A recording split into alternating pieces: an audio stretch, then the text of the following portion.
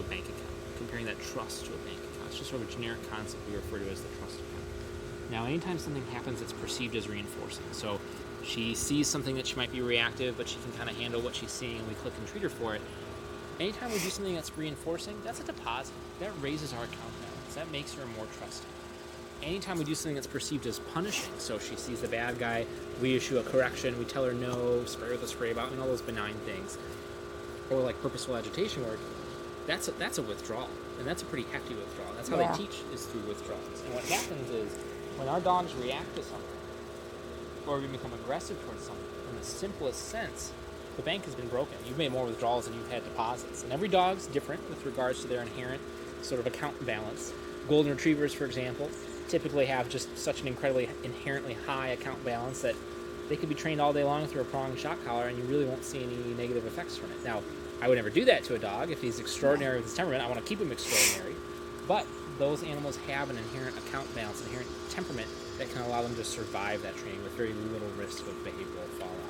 However, what we're finding with dogs that are just predisposed towards guarding tendencies, Shepherds, Akitas, Rots, sometimes various pit bull type dogs, Presidae Canaros, Canacorsos, all the guarding breeds, and actually we see a lot of Pyrenees have very low inherent account balances. They like their family, and that's kind of where it all kind of stops right there. But what we're finding is dogs that have a moderate to low account balance, what that means is they're just inherently a little bit more suspicious. They got to take a little bit more time to meet someone. They got to get to know them. You got to give them some treats. You really got to prove to them that you're in the club. They're not pushovers. You got to prove to them that you're worth liking at that point. Which for me, I like that in a dog. I do too. I don't want a dog that's just going to let anyone come on over and steal the TV. I want a dog that's like, I don't know, you get out of my house. Right. But within reason and some good social intuitiveness. And she's in a pretty good spot, I feel like, because she's not trying to hurt strangers or anything like that. I wouldn't call her a bite risk. Even if she did get loose, I think she'd just run around barking like an idiot. I don't think she'd be trying to like harm any other dogs or any other people or anything like that. I think maybe some people might get scared of her, but I don't think she'd be really a big risk, if any risk at all.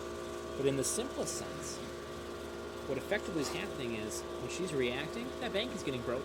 Now it's a minor breaking of the bank. We're just a couple dollars overdrawn because she's just barking, and that's really it. Now dogs that are majorly overdrawn, that they have very little money in the account balance, or we're just taking a lot out through corrective measures, those dogs break the bank so severely that they actually want to go after things. They want to bite stuff, they want to hurt stuff. And once it's cemented within their repertoire, then that's kind of their go-to coping strategy. Whereas for her, she's in a really good spot where we just need to kind of continue to push her in the right direction. Now, what our goal is going to be for her, in the simplest sense, is, at least initially, as we're acclimating her to things within the environment, we're going to keep her through management on the leash, and this is where that stationing comes into play, because if she just wants to follow us to try to maintain eye contact, we can really easily manage and maneuver that dog. We want to keep her at such a distance from something within the environment that she can see it, know it's there, be aware of it, but she can stay calm. She can observe it. She might be getting a little stressed, a little worried, but she can still kind of keep it together. She can be within that cerebral cortex. She can think about what she's doing. And as she's looking and observing those things, we're going to do the polar opposite of agitation work. Rather than seeing something and getting punished for it, you're going to see something and you're going to get a click and a treat for it. What we're basically doing is we're making a deposit on behalf of that thing at a distance. So we're kind of facilitating that mobile deposit. Because if that thing comes up to her, if there's a strange person that she's barking at and they come up to her to give her a treat, that's way too close. That's that creepy clown reaching towards you. So what we want to do is at a distance that she can feel calm and relaxed, say, that thing that you're seeing, click, it just means a treat for you when you're looking at it. And done consistently over the course of time, in conjunction with that solid med plan, which is going to help facilitate her being calm enough within the environment that we can actually do some realistic training. What you're going to find is the distance at which you need to stay from things within the environment is going to become less and less and less and less, eventually to the point where it's just really easy to navigate. You might have to occasionally cross the street for another dog, or if there's a herd of deer moving through the neighborhood, you'll probably have to go hide behind a car or something like that. But that's normal dog behavior at that point. Even with well-rounded perfect dogs that I'm not worried about them interacting with other dogs, I never walk a dog right up to another dog on the sidewalk. It always frustrates me when people do that. I'm like, why? They don't need to do that. It's not natural for a dog to do. It's a human behavior. Dogs, when they meet, they want to come around wide and get in and sniff. When they do come like this, it's because they're about to fight. And then here you have people be like, oh, let's let them all sniff. My dog's friendly. And it's like, mine's not there yet. Or, we all know the drill. Or the worst is little yippy dogs on extended leashes. that just come running towards you, and the person's trying to hit the brake and they can't, or they're not even paying attention, and it's like, oh my god. One of our neighbors, I think it's like 3 houses down, their dog's always off leash. Like runs around. Oh boy. It's no good. Yeah, that always makes it a little tricky. Oh, gee, yeah. So what our goal is going to be for her, again, it's every walk for her is going to be a working walk, and you probably have to spend some time in the yard. And what I love doing is starting in the house too, where you can just pick a time of day, a certain short window, open the door, leave the glass door in place, and just let her watch the world go by. But you're going to be there, and maybe a glass of wine for you. It's your reinforcer, and you're just going to be hanging out. And anytime she sees something, click and treat her for it as she's watching it go by. Let her know that that thing that you're seeing just means good stuff. The studio is going to be perfect because the garage door goes up, and he has it so that it's made of all glass, like windows that came with, and then there's a glass, so it's all glass, and she can see the neighbors, and they actually have dogs over there nice. on the other side of the trees and stuff. But that would be, I think that's going to be perfect to do that in. Perfect. And I have a little couch I can sit on right by the window. So Perfect. And just kind of pair it with trees. Awesome. What I also like doing for indoor work like that, and to some degree the yard, is what we call passive counter conditioning. And what I mean by that is having her be aware of something, she can see it, she's exposed to it, but rather than us being there click treating specifically, which really is the most effective way to counter condition her, what we'll do is we'll just load up a Kong with a whole bunch of good stuff, some wet food, something good, and we'll freeze it so it takes a while to work on it. You can even give her a bully stick or something like that. And what you're going to do is you're just going to let her see and observe those things while she's getting that Kong, or while she's working on that bully stick. So it's very passive. We're not actively wearing that trainer's hat. We're just saying, yeah, that's there, but you get to work on something good while you watch it and while you see it. And what I find is long-term, passive counter conditioning is a very effective training strategy because it's very easy to do and we're very likely to do it. And I've used it many, many times myself, especially counter conditioning to an area or a new place. Just my dove at home, for example, was very, very reactive when I first got him. Extremely reactive due to shock collar usage previous to coming to me. This poor family really messed him up. But one of the easiest ways to get him accustomed to the yard was just every morning you bring him out there, and he, I don't know, for whatever reason, he just loves sweet potatoes. It's like his highest value reinforcer. It's just like chowing down on a sweet potato. We just take him out in the yard and just give him a sweet potato.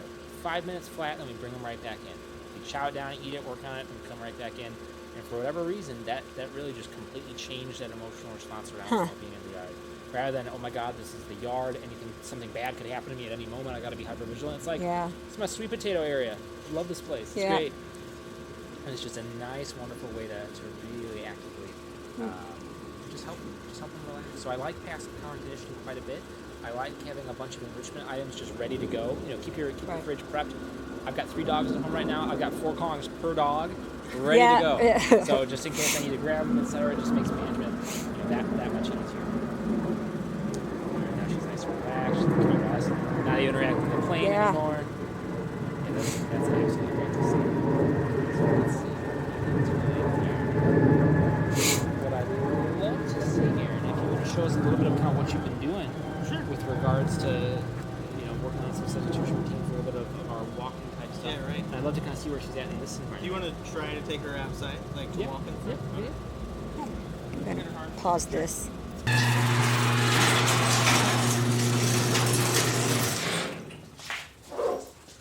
that dog enthusiasm. Good girl. So what's interesting here, and something I always like to do, is just assess where a dog's at on that threshold. We know when a dog crosses threshold. It's obvious. She's reactive. She's having a hard time. But the thing to remember is when a dog has crossed that threshold, that's hard on them. It's a withdrawal. It runs contrary to our efforts. So what I like to see here is when we click, do you stop and turn back to look at us in anticipation of the treat? That tells us you're really calm. That tells us you're well below that threshold. Okay. Now, when we click and she doesn't immediately turn back towards us, that tells us, okay, stressors are mounting a little bit, you're getting a little anxious. Now, when we click and she doesn't look towards us at all, but we can bring that treat up and she'll still eat it, that tells us she's really kind of getting a little close to that threshold, and we might need to start kind of modifying what we're doing and where we are. And if we're finding that we're clicking, she's not responding to us, and we're bringing good high-value treats that she was otherwise eating right to her mouth, and she's not eating them, that tells us we need to get out of that situation because she is just a hair below that threshold. And any movement, a leaf flying by could really set her off. But I gotta tell you, based on the dog that I first saw, this is just 1,000% better. Wow. And that really is just the power of good medications to help facilitate that training. Yep. And for me, the defining element of meds And Garen's just click treating her just for seeing. Even if there's nothing over there, she thinks there's something there. So he's just clicking. When he clicks and treats her just for looking over there, go ahead and bring that treat directly to her mouth, even if she doesn't respond to you. What he's saying is, whatever you think you see, don't worry about it. Even if there's nothing there, it's not about what we think, it's about her perceptions. So anytime she's really looking hard, he's going to be clicking and treating, saying, don't worry about that. And then anytime she happens to look back at him and offer a check-in for stationing, he's going to capture that too. Gotcha. So basically, it's really two criteria. You can look at things within the environment and stay calm, or you can check in with us. That's really what we're looking for. And with any sort of reactive dog or dog exhibiting some anxiety or just some concerns out and about within the environment that prevents them from really responding well to us, we got to remember that we're basically wearing two trainers' hats. We're wearing our behavioral trainer hat and our obedience trainer hat. And it's going to kill you as a pet owner, because if you're like me, you like well-behaved dogs. Yes. You got to know when to wear the behavior hat and Yeah. when to wear the obedience hat. More often than not, you got to wear the behavior hat for some time to get her calm enough within the environment that she can wear that obedience hat, that you can wear that obedience hat. When I first got my dog, for example, highly reactive towards things, anything and everything within the environment. I can recall just doing some life skills work, trying to do some loose leash walking, trying to get him to sit at crosswalks. And very early on, literally our first 2 walks, I could tell, wow, we're going to have to wear this. I'm going to have to set this aside, this desire on my end aside. We're going to have to wear that behavior hat for some time. And it took me 6 weeks of doing work like this to get him calm enough in the environment where he could actually start to work on life skills. Now, every crosswalk he sits, pulls me in a skateboard, he's got left, right, speed up, slow down, stop. He's got a nice little heel. He can switch sides at this point. We've got a lot of fun stuff. But that would never have happened if I didn't understand it first. I'm just going to have to forgo that for now, even if it kills me. I'm just going to have to work on getting you calm and comfortable enough within the environment that you can then ultimately do that. And it's just understanding that you're going to have to break it down into stages. It's kind of like when you're painting a masterpiece. You don't just get it done and do it perfectly. You gotta do this preliminary sketch, and then you gotta make the underpainting, and then you build up color over time. It's a process, and same with kind of crafting our Lexi masterpiece here. It's a process, and right now we're just finishing up with the underpainting. It's kind of where we're at with it. But she's doing good, and she hasn't crossed threshold once. There's a lot of stuff going on here. She's seeing cars. I mean, previously, just that car pulling out, the dog I knew, she would have gone apeshit over that. I mean, she would have lost it. Wow. And for me, the defining moment of whether or not a dog really needs meds is within the reasonable confines of the environment. Can we keep you below threshold? In an environment like this, if I need to be 1,000 feet away from anything, which is basically where she was at, for her to stay calm, I can't give that to you. It's not realistic. It's not feasible. So when that environment is so consuming that she can't even respond to it, that's where we need medications to make life easier for you, to make you relaxed enough that you can actually start to respond. Because otherwise, no matter how good a training we're doing, it's not going to take hold. It's not going to stick. It's like trying to do math at a rock concert. It just won't happen. And there she sees a dove. So go ahead and just plant your feet right there, Garen. Click and then toss a small handful literally at her head. At her head. Yep.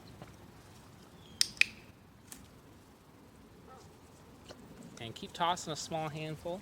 Here. So go ahead and click. So what we're doing here is we're just doing what we call a scatter feed. So click one more time. So there, it's too much force, so let's pull her back. So let's get her out of that situation. If you want to walk her that way, I'll grab my chicken. Nope. Come on, Lex. Yeah, she's 9 pounds. So we can see that she was starting to mount, she was starting to get very, very close to crossing threshold. We just got to build distance.